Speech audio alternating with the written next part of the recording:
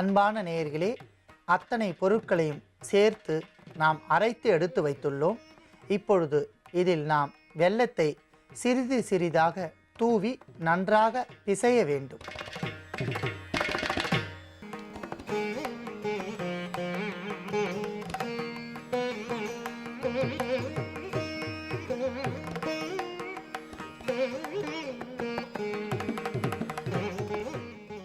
அடுத்ததாக நன்றாக நாட்டு பசுநெய்யை உருகி காய்ச்சி எடுத்து வைத்துள்ளோம். அந்த பசுநெய்யை தேவையான அளவிற்கு நாம் தூள் செய்து வைத்துள்ள மாவுடன் சேர்த்து பிசைய வேண்டும்.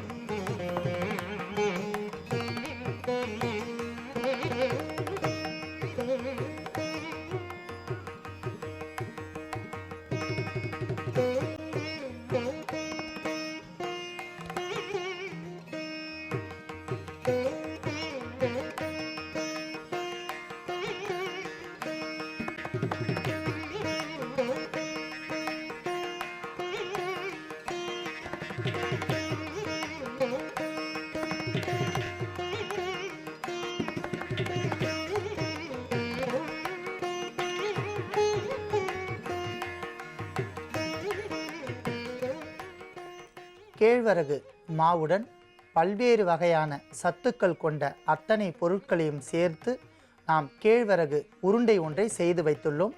ராகி லட்டு என்றும் இதை அழைக்கலாம். நாம் தயாரித்த இந்த உருண்டை குடல் புண்களை அறவே நீக்கக்கூடிய அற்புதமான ஒரு அருமருந்து என்று கூறலாம்.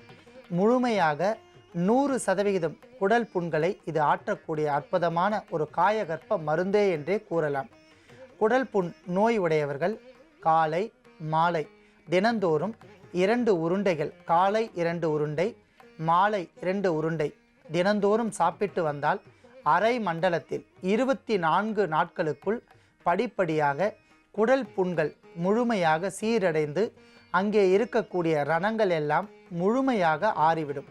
அன்பான நேயர்களே, குடல் புண்களை மட்டும் ஆற்றாமல் இது மற்றொரு வேலையும் சேர்த்தே செய்கின்றன. உடலுக்கு தேக நன்மை தரும், தேகத்தை அற்புதமான முறையில் வளர்க்கக்கூடிய ஒரு சத்து மாவு உருண்டை மிகவும் எளிமையாக நம் வீட்டு தோட்டத்தில் விளைத்து அறுவடை செய்யக்கூடிய கேழ்வரகை கொண்டு நாம் தயாரித்த இந்த சத்து மாவு உருண்டை மிக சிறந்த குடல் புண்களை போக்கக்கூடிய ஒரு அருமருந்து.